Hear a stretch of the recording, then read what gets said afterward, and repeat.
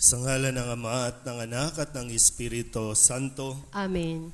ang pagpapahala ng ating Panginoong Hesukristo, ang pag-ibig ng Diyos Ama, at ang pakikipagkaisa ng Espiritu Santo, naway sumainyong lahat. At sumaiyo rin. Mga kapatid, tinipon tayo bilang mga kaanib na angkan ng Diyos, kaya dumulog tayo sa maawaing Panginoong nagpapatawad ng lubos. Sinugong tagapagpagaling sa mga nagsisisi, Panginoon, kaawaan mo kami. Panginoon, kaawaan mo kami. Dumating na tagapaganyayang mga makasalanay magsisi, Kristo, kaawaan mo kami. Kristo, kaawaan mo kami. Nakaluklok ka sa kanan ng Diyos Ama para ipamagitan kami. Panginoon, kaawaan mo kami. Panginoon, kaawaan mo kami. Kaawaan tayo na makapangyarihang Diyos, patawarin tayo sa ating mga kasalanan at patnubayan tayo sa buhay na walang hanggan. Amen. Manalangin tayo. Ama naming makapangyarihan, sa iyo nagmumula ang tanang kabutihan. Pagbigyan mo ang aming mga kahilingan na sa iyong patnubay, ang iyong mga kinalulugdan ay aming mapag-isipan, at sa iyong pag-akay, ang mga ito ay aming magampanan sa pamamagitan ni Jesucristo kasama ng Espiritu Santo magpasawalang hanggan. Amen. Maupo po ang lahat.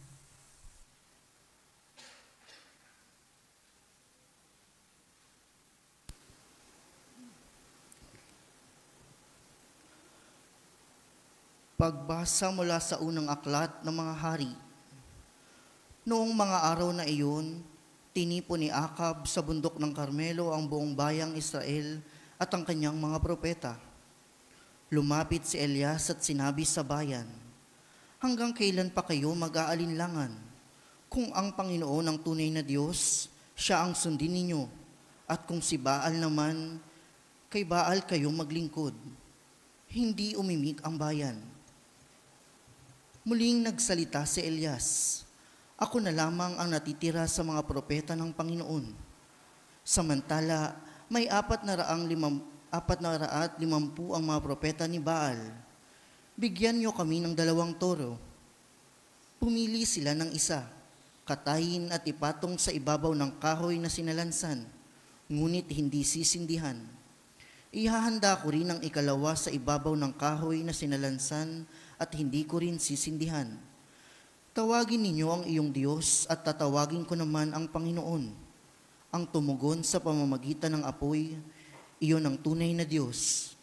At sumagot ang bayan, "Sang-ayon kami."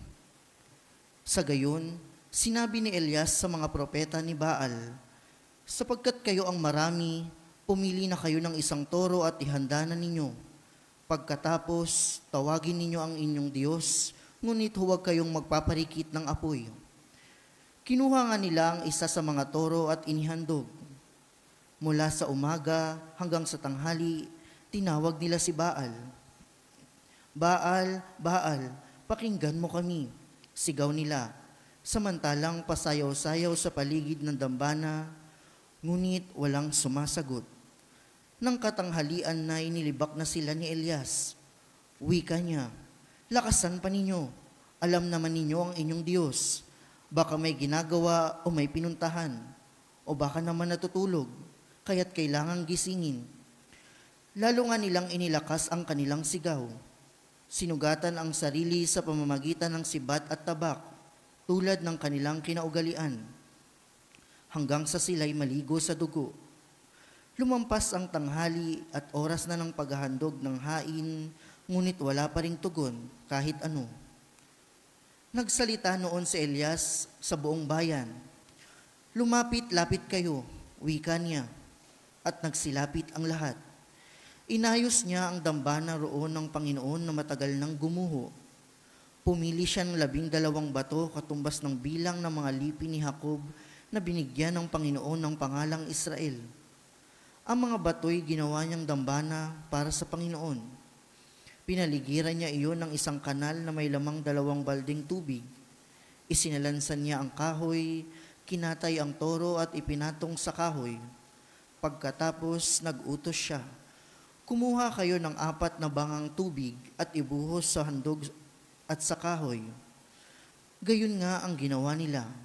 Buhusan pa ninyo, sabi ni Elias, at binuhusan nila. Minsan pa, utos uli ni Elias. Makaitlo nga nilang binusan ng handog hanggang sa umagos ang tubig sa paligid ng dambana at umapaw sa kanal. Nang ikatlo na ng hapon na siyang oras ng paghahandog, tumayo si Elias sa harap ng dambana at nanalangin. Panginoon, Diyos ni na Abraham, Isaac at Jacob, patunayan po ninyo ngayon na talagang kayo ang Diyos ng Israel at ako ay inyong lingkod. At ginawa ko ang lahat ng ito pagkat ito ang inyong utos. Dinggin ninyo ako, Panginoon, upang matalastas ng bayang ito na kayo lamang ang Diyos at sila'y inyong pinagbabalik loob. Nooy di nagpababa ng apoy ang Panginoon at tinupok ang handog, ang kahoy at ang mga bato at lupa sa paligid, pati ang tubig sa kanal ay natuyo. Pagkakita sa nangyari, nagpatira pa ang buong bayan at sumigaw, ang Panginoon ang Diyos, ang Panginoon lamang ang Diyos. Ang salita ng Diyos. Salamat sa Diyos. Salmong tugunan ang ating pong itutugon. Diyos ko ang aking dalangin, ako'y iyong tangkilikin. Tayo pong lahat. Diyos ko ang aking dalangin, ako'y iyong tangkilikin. O Diyos, ako'y ingatan mo, ingatan ng iyong lingkod. Ang hangad ko ay maligtas, kaya sa iyo dumudulog. Ika'y aking Panginoon, ang wika ko sa aking Diyos. Kabutihang tinanggap ko ay ikaw ang nagkaloob. Tugon, Diyos ko ang aking dalangin, ako'y iyong tangkilikin. silang bumaling sa ibang Diyos, sulirani abot-abot. Sa pagsambang gawin nila, ako ay hindi lalahok. Tugon, Diyos ko ang aking dalangin, ako'y iyong tangkilikin. ikaw lamang upuon ko ang lahat sa aking buhay. Ako'y iyong tinutugon sa lahat kong kailangan. Nababatid ko na siya'y kasama ko oras-oras. Sa piling niya, kailanmay hindi ako matitinag. Tugon, Diyos ko ang aking dalangin, ako'y iyong tangkilikin. ituturo mo ang landas na buhay ang hahantungan. Sa piling mo'y madarama ang lubos na kagalakan. Ang tulong mo'y nagdudulot ng ligayang walang hanggan. Tugon, Diyos ko ang aking dalangin, ako'y iyong tangkilikin. Tumayo po ang lahat.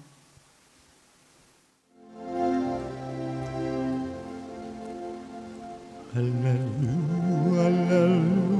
hallelujah, hallelujah, hallelujah. Puri ng Diyos, hallelujah.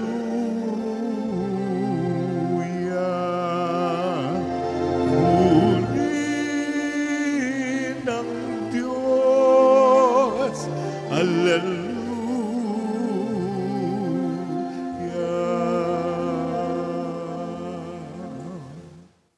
Sumainyo ang Panginoon. At sumaiyo rin. Ang mabuting balita ng Panginoon ayon kay San Mateo. Papuri sa iyo, Panginoon.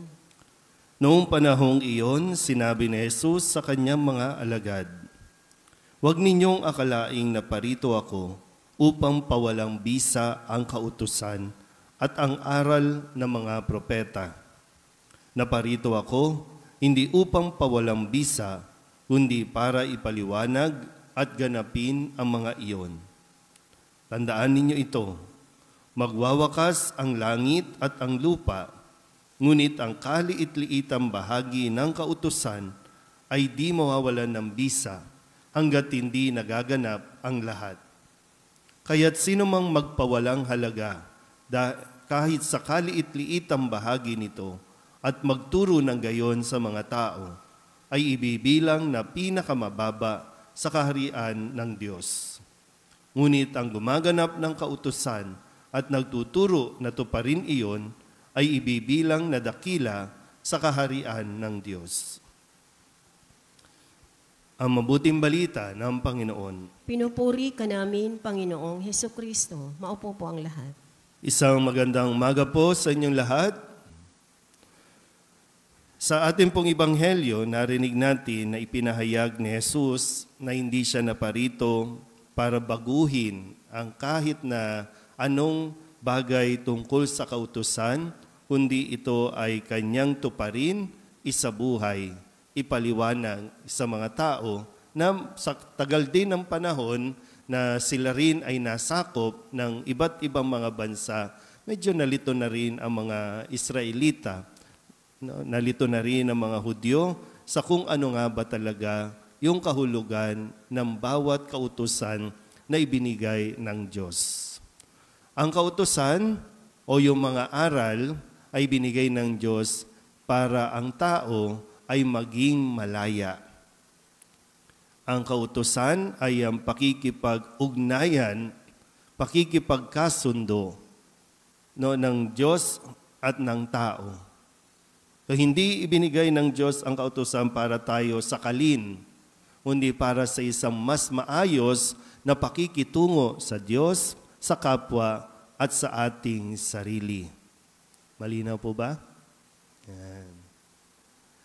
Pero sa konteksto po ng ating pagdiriwang ng Araw ng Kalayaan, dito po sa mensahe na ibinibigay ni Jesus sa atin, ano nga ba nangyayari sa panahon natin ngayon? Nagiging malaya ba talaga tayo o mas lalo tayong nakukulong sa kung sino-sinong tao na talagang ikukulong at ikukulong ang ating bayan? Nakakasawa din minsan na marinig na puro tayo sigaw ng kalayaan, pero ang mga taong inaasahan natin na magpapalaya din naman sa atin ay mismong sila ang nagpapahirap dahil lamang hindi nauunawaan ang mga kautusan. Pag sinabi ng kautusan, ito yung mga batas na dapat nating kinikilala at isinasabuhay. Pero dito nga po, sa kasalukuyang panahon natin, simula siguro nang magkaisip ako o nang magsimulang bumoto ng mga taong manunungkulan sa ating bayan, nakakailang batas na nga ba ang nagagawa ng tao? Nakakailang batas na ba tayo sa Pilipinas? Kagaya ng mga kamalian ng mga Hudyo, yung mga hindi naman dapat gawing batas ay ginagawang batas.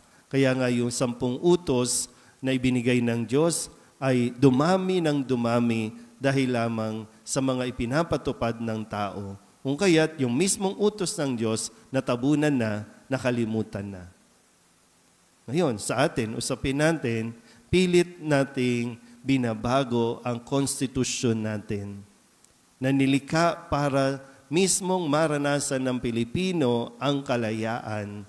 Pero sa dami, ano nga ba nangyayari? Nagiging malaya ba talaga tayo o nakukulong tayo?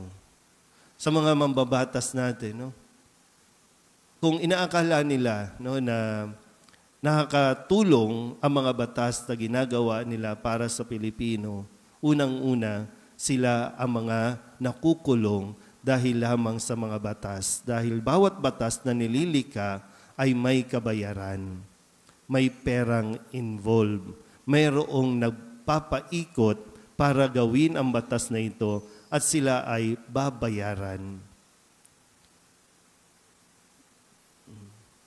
Tayo mga ordinaryong Pilipino, wala tayong pakialam doon.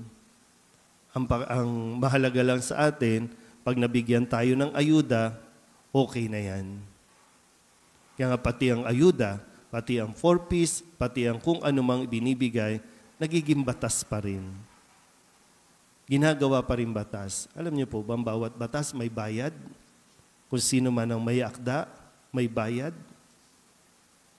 So kala natin nakatulong, naisahan pa rin ang pinaka-ordinaryong Pilipino. Pero muli, hindi tayo titigil, dapat, hindi tayo mawala ng pag-asa na mayroong lilitaw na mga taong hindi para baguhin ang batas, kundi para ipaliwanag ang batas at ipatupad ito.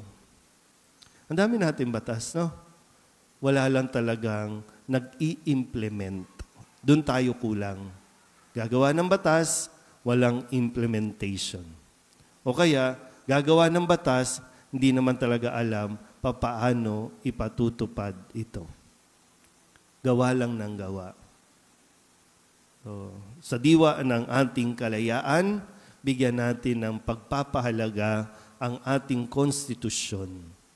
Hindi tayo pinanganak sa mundong ito para gumawa ng bagong konstitusyon o para baguhin ang mga konstitusyon natin, lalo na yung mga pinakamahalagang bahagi ng konstitusyon.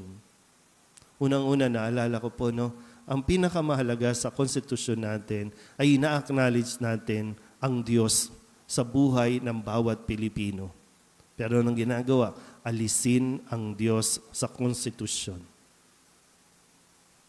Ngayon, ang bahagi ng konstitusyon, pinakamahalaga at dapat protektahan ng bansa, pamilya. Pero ngayon, gustong wasakin ang pamilya. So para saan ang lahat ng batas na ito? Kung inaakala natin na tayo po ay mas nagiging malaya, tayo po ay lalong naghihirap at pinapahirapan dahil sa mga ganitong pag-uugali. Huwag nating hayaang mabaliwala ang dugo na inialay ng ating mga ninuno para lamang makamtan natin ang kalayaan na nararapat sa bawat isa sa atin. Dahil yun din naman ang pinakagusto ng Diyos na maranasan natin, ang maging malaya, lalong-lalo na sa kasalanan. Amen? Tumayo ang lahat. Ipinapangako ng Diyos ang kaligayahan sa mga sumusunod sa Kanyang mga batas at sa mga naghahangad sa Kanya ng buong puso. Manalangin tayo ngayon ng sama-sama at buong katapatan sa iisang pananampalataya. Ang ating pong itutugon, Panginoon, dinggin mo ang aming panalangin. Panginoon, dinggin mo ang aming panalangin.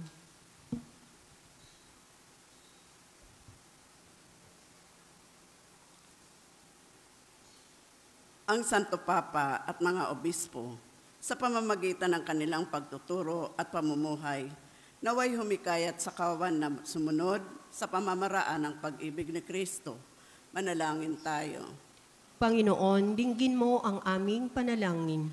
Ang mga pamilya ng mga bansa, naway higit na magsumikap at maging masigasig upang makamit ang kapayapaan at matatag na mapanatili ito. Manalangin tayo. Panginoon, dinggin mo ang aming panalangin. Ang mga mag-asawa, naway makadama ng alab ng pag-ibig ng Diyos sa kanilang pagsasamahan.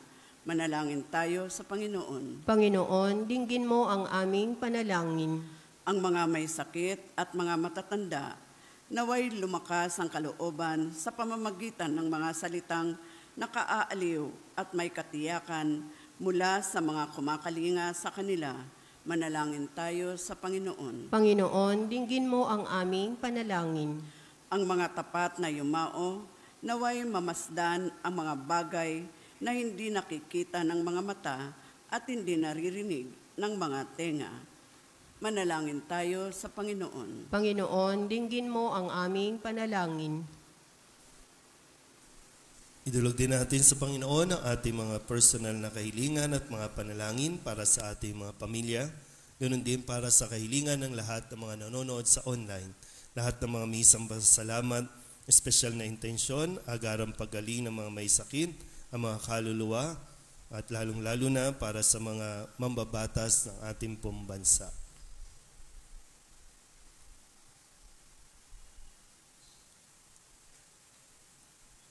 Ang lahat ng ito iniiling namin sa ngalan ni Kristong aming Panginoon. Amen. Maupo ang lahat.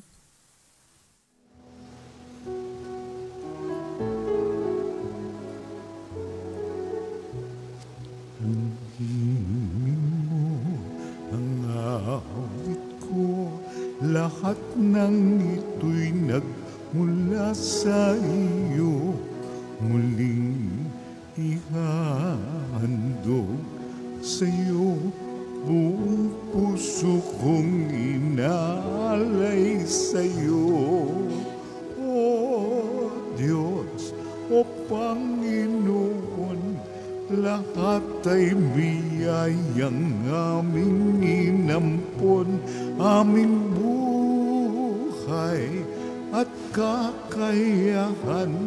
Ito'y para lamang sa iyong kalwalhatian. Manalangin kayo mga kapatid upang paghahain natin ay kalugdahan ng Diyos sa mga makapangyarihan. Tanggapin nawa ng Panginoon itong paghahain sa iyong mga kamay, sa kapurihan niya at karangalan sa ating kapakinabangan at sa buong sambayanan niyang banal. Ama naming lumikha, tunghayan mo at kalugdan ang paglilingkod na aming ginagampanan upang ang aming inihahain ay iyong marapatin at ang aming pag-ibig ay iyong pag-alabin sa pamamagitan ni Jesucristo kasama ng Espiritu Santo magpasawalang hanggan. Amen. Sumainyo ang Panginoon. At sumaiyo rin. Itaas sa Diyos ang inyong puso at diwa. Itinaas na namin sa Panginoon. Pasalamatan natin ang Panginoong ating Diyos. Marapat na siya ay pasalamatan. Ama naming makapangyarihan, tunay ang marapat na ikaw ay aming pasalamatan. Sa iyong paglingap at kagandahang loob, ang tao'y nilikha mo at pinangangasiwa sa sansinukom. Sa hangad mong siya'y iwastong lubos, siya'y pinagdusa mo sa kanyang pagtalikod. Sa iyong paggiliw, iyong ipinahintulot na makabalik siya sa pamamagitan ni Kristo Jesus. Kaya kaysa namang anghel na nagsisiawin ng papuri sa iyo, nang walang humpay sa kalangitan, kami nagbubunyi sa iyong kadakilaan. Santo, Santo, Santo, Panginoong Diyos ang makapangyarihan, napupuno ang langit at lupa ng kaluwalhatian mo. Hosana sa kaitaasan, pinagpala ang naparirito sa ngalan ng Panginoon. Hosana sa kaitaasan. Ama naming banal, ikaw ang bukal ng tanang kabanalan, kaya't sa pamamagitan ng iyong Espiritu, gawin mong banal ang kaloob na ito upang para sa aming maging katawan at dugo ng aming Panginoong Hesu Kristo. Bago niya pinagtisang kusang loob na maging handog, hinawakan niya ang tinapay, inasalamatan kaniya, pinaghati-hati niya iyon, iniabot sa kanyang mga alagad at sinabi, tanggapin ninyong lahat ito at kanin, ito ang aking katawan na ihahandog para sa inyo.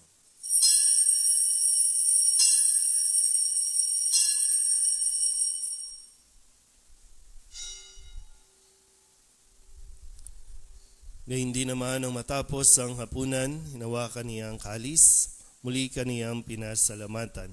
Iniabot niya ang kalis sa kanyang mga alagad at sinabi, tanggapin ninyong lahat ito at inumin. Ito ang kalis ng aking dugo ng bago at walang hanggan tipan. Ang aking dugo na ibubuhos para sa inyo at para sa lahat sa ikapagpapatawad ng mga kasalanan. Gawin ninyo ito sa pag-alaala sa akin.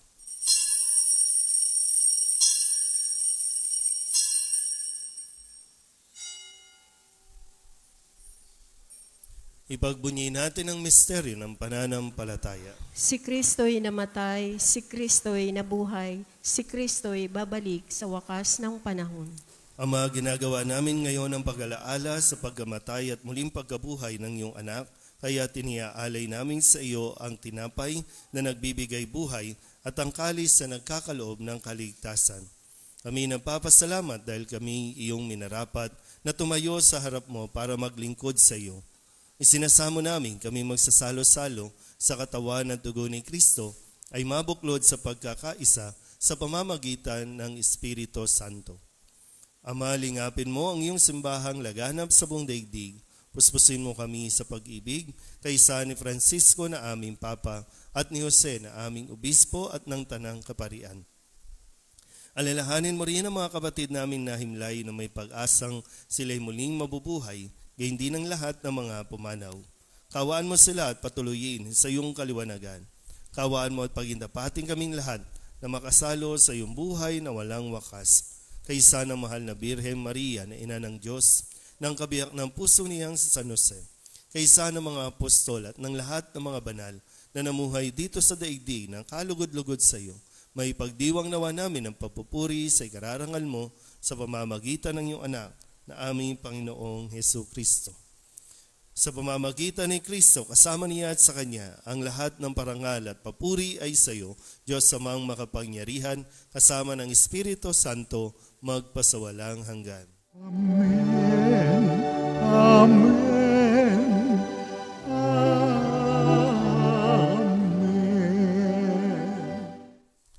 Sa tagubilin ng mga nakagagaling na utos at turo ni Jesus sa Panginoon natin at Diyos, ipahayag natin ng lakas loob.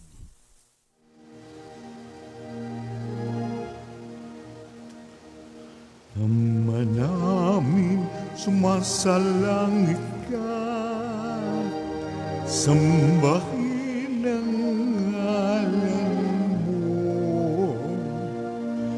Mapasa amin ang kaharian mo, sundin ang loob mo, dito sa lupa para ng sa langit.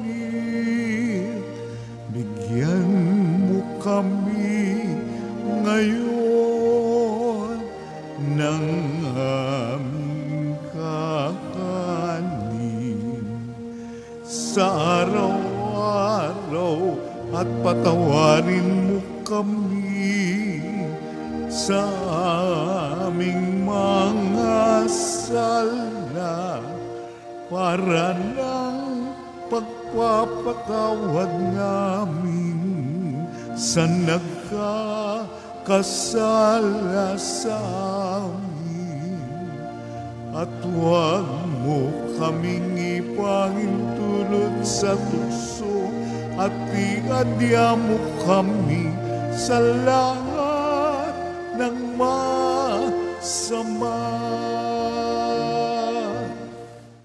Namin kami iadya sa lahat ng masama, pagkalooban ng kapayapaan araw-araw, iligtas sa kasalanan at ilayo sa lahat ng kapahamakan, samantalang aming pinananabikan ang dakilang araw ng pagpapahayag ng tagapagligtas namin sa Hesu Kristo. Sapagkat iyo ang kaharian at ang kapangyarihan at ang kapurihan magpakailanman. Amen. Panginoong Hesu Kristo, sinabi mo sa iyong mga apostol, kapayapaan ang iniiwan ko sa inyo, ang aking kapayapaan ang binibigay ko sa inyo. Tunghayan mo ang aming pananampalataya at huwag ang aming mga pagkakasala. Pagkalooban mo kami ng kapayapaan at pagkakaisa ayon sa iyong kalooban, kasama ng Espiritu Santo, magpasawalang hanggan. Amen. Ang kapayapaan ng Panginoon ay laging sumainyo. At sumaiyo rin. Magbigayan po tayo ng kapayapaan sa isa't isa.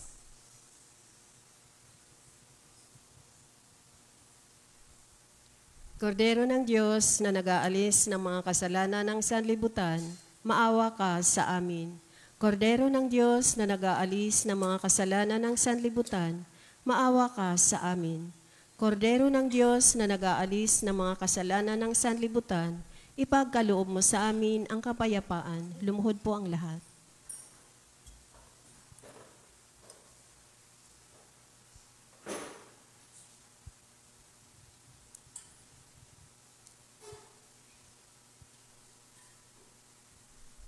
Ito ang kordero ng Diyos. Ito ang nag-aalis ng kasalanan ng sanlibutan.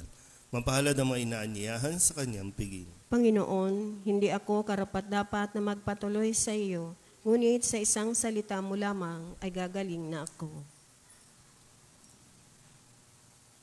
Katawan ni Kristo. Amen.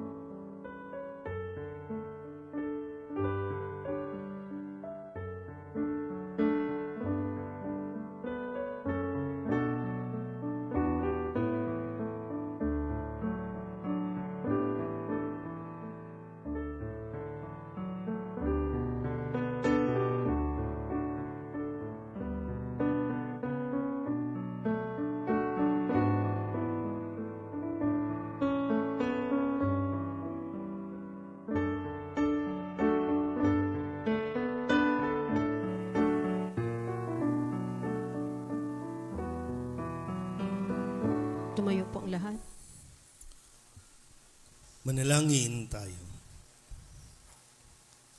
Ama naming mapagmahal, ang pagganap sa iyong pagbibigay kagalingan ay pumawi nawa sa aming mga nagawang pagsuway at magdulot nawa ng iyong mga kinalulugdan sa pamamagitan ni Jesucristo kasama ng Espiritu Santo magpasawalang hanggan. Amen.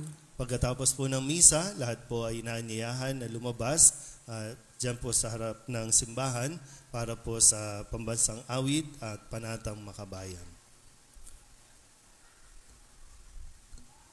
At pagpalain kayo ng makapangyarihang Diyos, Ama at Anak at Espiritu Santo. Amen. Tapos ang banal na misa, humayo tayo sa kapayapaan ni Kristo. Salamat sa Diyos. Magandang umaga po. Magandang